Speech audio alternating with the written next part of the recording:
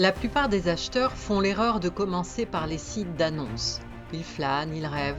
Mais en 2026, avec un marché qui ne pardonne aucune approximation, c'est le meilleur moyen d'échouer. J'ai vu trop de cœurs brisés parce qu'un dossier de financement n'était pas prêt à temps. Aujourd'hui, je vous donne la stratégie exacte en 7 étapes au cours desquelles j'interviens pour inverser la tendance et faire de vous l'acheteur prioritaire. Je sais ce que vous ressentez. De l'excitation mêlée à cette petite boule au ventre. Est-ce que c'est le bon moment? Est-ce que la banque va suivre? C'est l'achat d'une vie. C'est normal de se sentir dépassé. Je suis Christine Mourier-Compagnon, courtier chez Meilleur Taux. Mon métier, ce n'est pas juste de trouver le meilleur taux, c'est d'être votre copilote dans ce labyrinthe. Passons de la théorie à la pratique. Étape 1. Fermez les applications immobilières. En 2026, les critères des banques évoluent chaque mois. Avant même de visiter, vous avez besoin d'une attestation de capacité d'emprunt. Ensemble, nous allons analyser votre reste à vivre et votre ratio d'endettement.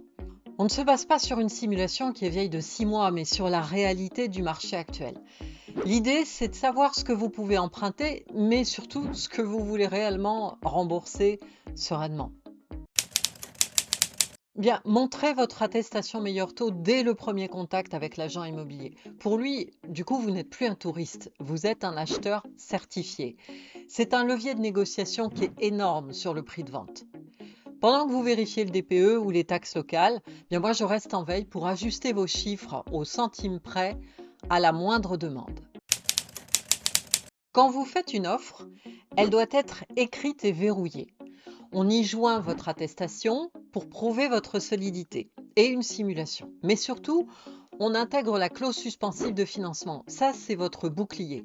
Si la banque refuse le prêt aux conditions qui ont été définies, montant du prêt, le taux max, la durée max, vous ne pourrez pas acheter, mais vous n'aurez pas de pénalité à payer au vendeur. Sans cette clause correctement rédigée, vous pourriez devoir payer jusqu'à 10% du prix de vente. C'est ce qu'on appelle la clause pénale. Mais pas de panique, je suis là pour m'assurer que vous ne mettez jamais vos économies en péril. C'est pour ça qu'il est important de me consulter à cette étape.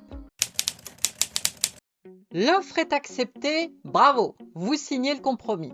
C'est là que le chrono démarre. Vous avez généralement 45 à 60 jours pour obtenir votre prêt. Dites-moi en commentaire, est-ce que ça vous paraît plus clair jusque-là?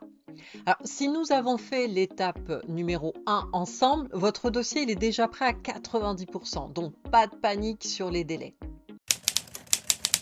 Je vais vous expliquer pourquoi passer par moi, ça va tout changer pour votre dossier.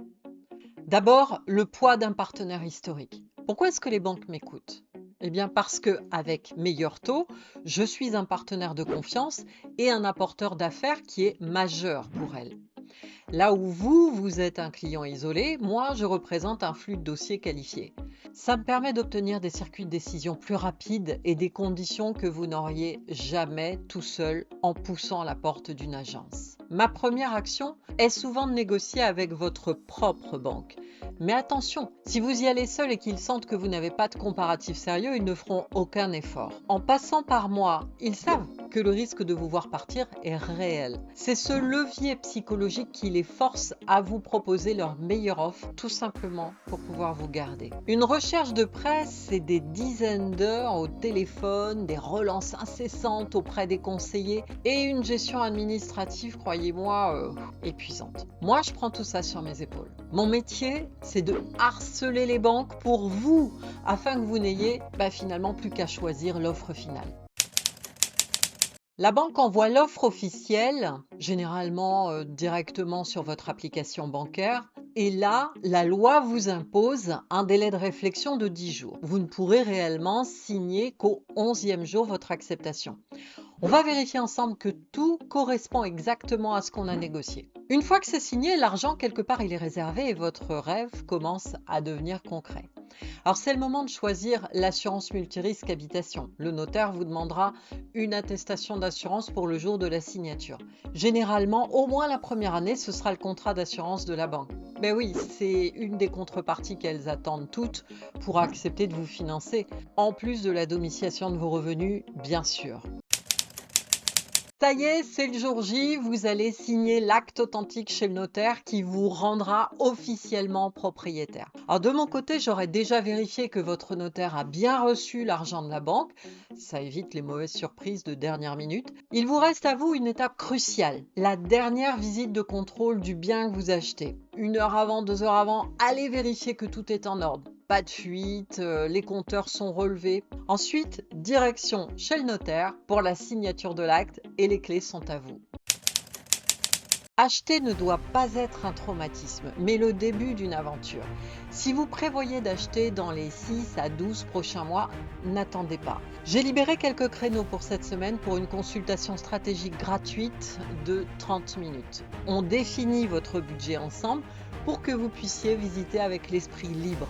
Cliquez sur le lien qui est sur ma chaîne et abonnez-vous pour ne rien rater du marché 2026. On se parle très vite!